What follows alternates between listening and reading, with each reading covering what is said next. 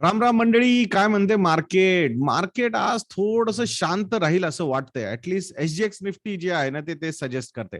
SGX Nifty जे आहे सध्या 16,780 या लेवलवर आहे. म्हणजे कालच्या कंपॅरिझन मध्ये अराउंड 90 ते 100 पॉईंट एसजीएक्स निफ्टी खाली ओपन होऊ शकतो. म्हणजे निफ्टीच्या पॉईंट ऑफ व्ह्यू जर आपण पाहिलं. बाकी युएस मार्केट्स बद्दल बोलूयात तर काल युएस मार्केट्स मध्ये डाऊ जोन्स असेल किंवा S&P 500 असेल, हे जे दोन मेन इंडेक्स आहेत त्यांचे ते फ्लॅट काइंड ऑफ बंद झाले. बट नॅसडॅक हा जो इंडेक्स आहे तो 2% खाली आला. म्हणजे टेक्नॉलॉजी रिलेटेड जे स्टॉक्स होते त्याच्यामध्ये बऱ्यापैकी प्रेशर बघायला मिळालेला आहे. स्पेसिफिकली त्या कंपन्या ज्यांचं चायनाशी काही ना काहीतरी कनेक्शन आहे किंवा चायनाचे प्रमोटर्स आहेत किंवा चायनामधून इन्व्हेस्टमेंट्स आहेत ज्या कंपन्यांमध्ये, त्या कंपन्यांमध्ये बऱ्यापैकी प्रेशर बघायला मिळालं. कारण युएसला असं वाटतंय की रशियावर जर आपण सँक्शन्स आणले तर चायना या सँक्शन्सला मानणार नाही आणि रशियाबरोबर ते ट्रेड करत राहतील. म्हणून चायनाला त्यांनी इन अ वे एक वॉर्निंग देण्याचा प्रयत्न केलेला आहे. आता बघूया ते किती बरोबर होतं, किती खोटं होतं. सो आय थिंक थोड्या दिवस काही 1-2 महिन्यामध्ये आपल्याला गोष्टी कळून जातील. बाकी एक पॉझिटिव्ह न्यूज ही आहे की ब्रेंट क्रूडची जी प्राइस आहे ती $105 पर बॅरल पर्यंत खाली आलेली आहे. आपल्याला माहिती आहे सर्वांना की $139 पर बॅरल पासून ही प्राइस आता $105 पर बॅरल पर्यंत खाली आलेली आहे. आणि इंडिया जर आपण बघितलं तर आपल्याला हे सगळ्यात चांगली गोष्ट आहे की क्रूडच्या प्राइसेस खाली येणं. कारण आपलं इम्पोर्ट बिल जे आहे ते खूप जास्त आहे. ऑइल इम्पोर्ट्स आपण खूप जास्त करतो. 85% ची जी ऑइलची रिक्वायरमेंट आहे इंडियामध्ये, फ्युएल रिक्वायरमेंट, ती इम्पोर्ट्स मधून फुलफिल केली जाते. फक्त 15%, 15% जे ऑइल प्रोडक्शन आहे ते इंडियामध्ये होतं, जे आपण कन्झ्युम करतो. राहिलेले 85% जे आहे ते आपण बाहेरून आणतो. आणि म्हणूनच ब्रेंट क्रूडची प्राइस खाली येणं हे आपल्यासाठी फार जास्त गरजेचं आहे. सो त्या गोष्टी होताना दिसत आहेत. मला ह्याच्यातून एक गोष्ट हे लक्षात येते की युक्रेन आणि रशियाच्या वॉरचं स्टेटस जर तुम्हाला समजून घ्यायचं असेल, एक्झॅक्टली काय होतंय या दोन कंट्रीजमध्ये, तर क्रूड कडे लक्ष द्या. कारण रशिया एक फार मोठा एक्सपोर्टर आहे क्रूड ऑइलचा आणि त्याच्यावर जर सँक्शन आणणार नाही आणणार या गोष्टी होत आहेत. सो जर Ukraine Russia war cool down झालं थोडं, तर मग बहुतेक म्हणजे थोडेसे extra sanctions on oil and gas बहुतेक होणार नाहीत. स्पेसिफिकली युरोपियन कंट्रीज कडून ज्यांची डिपेंडन्सी रशियावर खूप जास्त आहे. सो बघूया काय काय होतंय. सो कमी ऑइल प्राइसेस हे आपल्यासाठी फार चांगली गोष्ट आहे. बाकी मिस्टर एन चंद्रशेखरन जे आहेत, जे टाटा सन्सचे चेअरमन आहेत, तेच एअर इंडियाचे चेअरमन सुद्धा बनणार आहेत. सो ही कंपनीसाठी पॉझिटिव्ह न्यूज आहे. मध्ये त्यांनी एक टर्किश जे रेसिडेंट होते त्यांना अपॉइंट करण्याचा प्रयत्न केला होता, पण थोडंसं निगेटिव्ह रिएक्शन्स आल्या गव्हर्नमेंट सोर्सेस कडून. आणि ते एलसी जे होते, जे येणार होते या टाटा एअर इंडियाच्या चेअरमन पदी किंवा मॅनेजमेंटसाठी, तर ते त्यांनी स्वतःच रिजेक्ट करून टाकले की I am not interested in coming, जर माझ्यावर असे संशय असतील तर. सो मग अशा वेळेमध्ये ज्या वेळेस आता नवीन कॅन्डिडेट फाइंड आउट करायचं आहे, सो तोपर्यंत मिस्टर एन चंद्रशेखरन एअर इंडियाला मॅनेज करणार आहेत. सो बट ते बघत राहतील, म्हणजे ते राईट कॅन्डिडेटचा शोध त्यांचा चालू राहील. मला नाही वाटत की ते लॉंग टर्म साठी एअर इंडियाचे चेअरमन बनतील, पण एम्प्लॉईज साठी म्हणा, कंपनीसाठी म्हणा, इन्व्हेस्टर्स साठी म्हणा, आय थिंक हे एक पॉझिटिव्ह गोष्ट आहे की स्वतः चेअरमन तिथे पायलट सीटवर जाऊन बसतायत. So that's a positive sign. बाकी एक्सपोर्ट रिलेटेड न्यूज आहे. इंडियाचे जे एक्सपोर्ट्स आहेत फेब्रुवारी 2022 मध्ये 25% वाढलेले आहेत. किती? 25%. म्हणजे जो नंबर आहे तो आहे $34.57 बिलियन, $34.57 बिलियन एवढे एक्सपोर्ट झालेले आहेत. 25% year on year he growth आहे.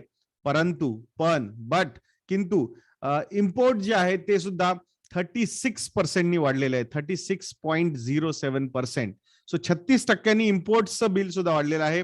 आणि तो नंबर आहे $55.45 बिलियन. सो एक्सपोर्ट म्हणजे जे आपण बाहेर पाठवतो, इम्पोर्ट म्हणजे जे आपण बाहेरून आणतो, तर या दोघांमधला जो डिफरन्स आहे तो जवळपास $21 बिलियन डिफरन्स आहे. किती? $21 billion. $1 billion is equal to 7,500 कोटी रुपये, किंवा आताच्या घडीमध्ये 7,600 किंवा 7,700 कोटी रुपये. तर एवढा तो डेफिसिट आहे. सो डेफिसिट ज्यावेळेस जास्त असतो की आपण इम्पोर्ट जास्त करतो आणि एक्सपोर्ट कमी करतो, त्यावेळेस आपला डेफिसिट जास्त असतो. जेव्हा इम्पोर्ट जास्त केला जातो त्यावेळेस हे इम्पोर्टचे जे पेमेंट्स होतात ते डॉलर टर्म्स मध्ये होतात आणि त्यामुळे डॉलरची जी डिमांड आहे ती वाढते आणि रुपीची डिमांड कम्पेअर टू दॅट कमी होते आणि म्हणूनच वाढलेल्या डॉलरच्या डिमांडमुळे डॉलरची प्राइस अप्रिशिएट होते आणि रुपी डेप्रिशिएट होतो. तेच आता होताना आपण पाहिलेलं आहे. 75 रुपयावर होता $1, तो आता 77 रुपयापर्यंत टच करून आता 76-50 पर्यंत काहीतरी खाली आलेला आहे. सो जिथे डिमांड, ज्या करन्सीची डिमांड वाढली ती करन्सी अप्रिशिएट होणार, ज्या करन्सीची डिमांड कमी झाली ती करन्सी डेप्रिशिएट होणार. बाकी इन्फ्लेशन रिलेटेड एक न्यूज आहे.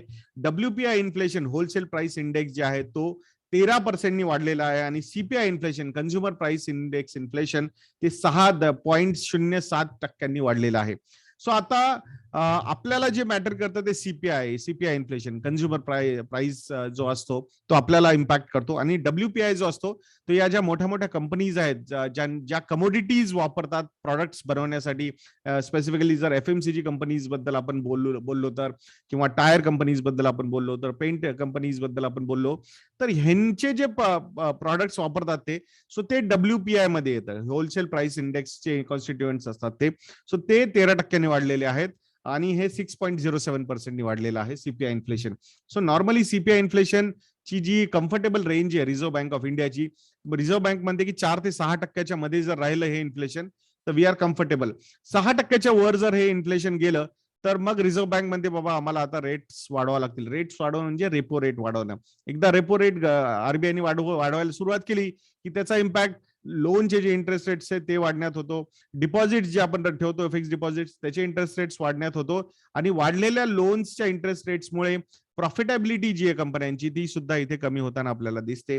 सो काही ठिकाणी इन्व्हेस्टर्स जे असते फिक्स डिपॉझिटचे इन्व्हेस्टर्स त्यांच्यासाठी ही पॉझिटिव्ह गोष्ट आहे की इंटरेस्ट रेट्स वाढणं, पण इन्फ्लेशन पण वाढलेलं आहे त्यामुळे तुमचा खर्च पण वाढणार आहे. सो ही एक लिंक असते. सो जसं इन्फ्लेशन खाली येतं तसं तसं इंटरेस्ट रेट्स पण आरबीआय खाली आणते. सो सध्या आपण थोडंसं अपवर्ड जर्नीमध्ये दिसतो आहोत इंटरेस्ट रेट्स वाढण्याच्या. इन्फ्लेशन तरी ऍटलीस्ट ते सजेस्ट करते आपल्याला. बाकी रिटेल इंडस्ट्री जी आहे त्याचे सेल्स इथे बऱ्यापैकी वाढताना दिसत आहेत. प्री पॅन्डेमिक लेवलवर हे सेल्स गेलेले आहेत. रिटेल इंडस्ट्री म्हणजे काय, consumer durables, electronics, foods, groceries किंवा तुमचं क्यूएसआर म्हणजे क्विक सर्व्हिस रेस्टॉरंट्स, डॉमिनोज वगैरे, पिझ्झा हट वगैरे जे रेस्टॉरंट्स आहेत तर ह्यांचे सेल्स जे आहेत ते प्री पॅन्डेमिक लेवलच्या वर गेलेले आहेत असं दिसतंय. नंबर्स ते सजेस्ट करतायत. मागच्या वर्षीच्या कंपॅरिझन मध्ये कन्झ्युमर ड्युरेबल्स आणि इलेक्ट्रॉनिक्सचे सेल्स 31% वाढलेले आहेत. फूड्स आणि ग्रॉसरीचे सेल्स 33% वाढलेले आहेत आणि क्यूएसआर क्विक सर्व्हिस रेस्टॉरंटचे सेल्स जे आहेत ते 38% इयर ऑन इयर वाढलेले आहेत. सो प्री पॅन्डेमिक लेवलच्या वर हे सेल्स गेलेले आहेत. ही एक पॉझिटिव्ह गोष्ट आहे. इकॉनॉमिक ऍक्टिव्हिटी नॉर्मल होताना आपल्याला दिसते आहे. सो होपफुली पुढच्या कुठल्या वेव्ह असू नयेत, असल्या तरी त्या खूप मायनर असाव्यात, हॉस्पिटलायझेशन असू नयेत, डेथ रेट जो असं तो खूप कमी असावा किंवा नसूच नये, तो अशा गोष्टी व्हाव्यात. सो होपफुली इकॉनॉमिक ऍक्टिव्हिटी वापस चांगली येताना दिसेल आपल्याला. काल ज्युबिलंट फूडवर्क्सचा स्टॉक 12% खाली पडलेला आहे. त्यांचे जे सीईओ आहेत प्रतीक पोटा त्यांनी रिझाईन केला आणि त्याच्यामुळे हा स्टॉक पडलेला आहे. सो मार्केटला असं वाटतं की प्रतीक पोटा हे फार इम्पॉर्टंट व्यक्तिमत्व होतं ज्युबिलंट फूडवर्क्ससाठी आणि त्यांनीच कंपनीमध्ये ग्रोथ आणली होती. मागच्या 5 वर्षांमध्ये त्यांनी प्रॉफिटेबिलिटी 3 ते 4 पट वाढवलेली होती. आता मार्केटला असं वाटतंय की बाबा ते गेले तर मग अनसर्टेनिटी येईल आणि जोपर्यंत नवीन कोण सीईओ आहे ते कळत नाही तोपर्यंत मार्केट थोडं अनसर्टेन राहील. जे मोठे मोठे इन्स्टिट्यूशनल रिसर्च हाऊसेस असतात त्यांनी ज्युबिलंट फूडवर्क्सच्या स्टॉकवरचे टार्गेट्स जवळपास 15 ते 30% कमी केलेले आहेत आणि त्याचंच रिॲक्शन काल मार्केटने इथे दिलेलं आहे असं मला वाटतंय. सो ऍज अ पर्सन एक व्यक्तिमत्व म्हणून त्यांनी सगळं डेव्हलप केलं, खूप चांगली गोष्ट आहे. पण जर ते गेल्यानंतर कंपनी चांगली परफॉर्म नसेल करणार तर त्या व्यक्तीचीच ते फेल्युअर आहे असं मला वाटतं. म्हणजे त्यांनी एक प्रोसेस डेव्हलप नाही केली तिथे. सो बघूयात, येणारा काळच सांगेल आपल्याला की प्रोसेस डेव्हलप केली आहे किंवा नाही केली आहे. बाकी गव्हर्नमेंट जे आहे 1.58 लाख करोड रुपीज, किती 1.58 लाख करोड रुपीजचं ऍडिशनल स्पेंडिंग करणार आहे. त्याच्यापैकी 51,000 कोटी रुपये ऍडिशनल रिसिट्स म्हणजे गव्हर्नमेंटला रेव्हेन्यूज मिळालेले आहेत आणि 1.07 लाख करोड रुपीजचं एक्स्ट्रा फंडिंग आय थिंक त्यांना रेज करावं लागणार आहे. सो नेट कॅश आउटफ्लो तेवढा राहील. मेजर रिझन आहे हे डेफिसिट क्रिएट होण्याचं की LICचा IPO आला नाही, जिथून 60-65 हजार कोटी रुपये जर मिळाले असते तर हा डेफिसिट अजून कमी आला असता. सो बघूयात. I think government as planned spending करते. मेजरली फर्टिलायझर्स सबसिडी म्हणा किंवा हाऊसिंग सबसिडी म्हणा, ह्याच्यावर जास्त आउटले होतं, किंवा NPS रिलेटेड किंवा नॅशनल पेन्शन रिलेटेड म्हणा, किंवा तुमचे GSTचे जे आउटफ्लोज आहेत स्टेट्सकडे, त्याच्यामुळे म्हणा यांना पैसा थोडासा डेफिसिट पडलाय. सो तो त्यांनी रेज केलेला आहे. RIL जी सबसिडरी आहे, त्यांनी एक कंपनी अक्वायर केली आहे लिथियम वर्क्स नावाची, $61 मिलियन साठी. सो क्लीन एनर्जीचा जो इनिशिएटिव्ह आहे, जो एक त्यांनी घेतलेला आहे रिलायन्स इंडस्ट्रीजनी, 75,000 कोटी रुपये ते इन्व्हेस्ट करणार आहेत. त्याच्यापैकीच एक हे दिसतंय की लिथियम बॅटरीज म्हणा, लिथियम वर्क्स म्हणा, ह्याच्यावर यांच्यासारख्या या क्षेत्रात काम करणाऱ्या कंपन्या जर अक्वायर ते करत असतील, सो तो इनिशिएटिव्ह क्लीन एनर्जीच्या तिकडे जातो, इलेक्ट्रिक व्हेकल रिलेटेड. सो चांगली गोष्ट आहे. बघू अजून न्यूज आली काही तर अनालिसिस अजून मी करेल. बाकी NBFCs आणि हाऊसिंग फायनान्स कंपनीज ज्या आहेत त्यांना 2.2 लाख करोड रुपीजचं एक्स्ट्रा फ्रेश फंड्स लागणार आहेत FY23 मध्ये. सो ही पॉझिटिव्ह गोष्ट आहे या कंपन्यांसाठी, म्हणजे त्यांना दिसतंय ग्रोथ दिसतीये, लोन्सची ग्रोथ वगैरे इथे दिसतीये त्यांना. So it's a positive thing. पण ज्यावेळेस एक्स्ट्रा फंडिंग ते घेतील त्यावेळेस त्यांना हाय इंटरेस्ट पण द्यावा लागतील आणि इंडस्ट्री वाईज इंटरेस्ट रेट्स इथे वाढण्याची शक्यता आहे. सो मनी रेझिंग, फंड रेझिंग थोडंसं हाय इंटरेस्टवर होऊ शकतं. त्यामुळे जे लोक अशा कंपन्यांच्या डिबेंचर्स मध्ये किंवा FDs मध्ये इन्व्हेस्टमेंट करत असतील त्यांना थोडासा एक्स्ट्रा रेट ऑफ रिटर्न सुद्धा मिळू शकेल. सो मी आशा करतो मित्रांनो तुम्हाला हा आपला नवीन इनिशिएटिव्ह चांगला वाटत असेल. जर तुम्हाला वाटते की आम्ही चांगलं काम करत आहोत तर आमचे रिसर्च प्रॉडक्ट सबस्क्राईब करायला विसरू नका. investtajna.in ला व्हिजिट करून व्हिडिओला लाईक करायला, शेअर करायला आणि चॅनलला सबस्क्राईब करायला विसरू नका. नेक्स्ट व्हिडिओमध्ये भेटूयात. जय हिंद, जय महाराष्ट्र.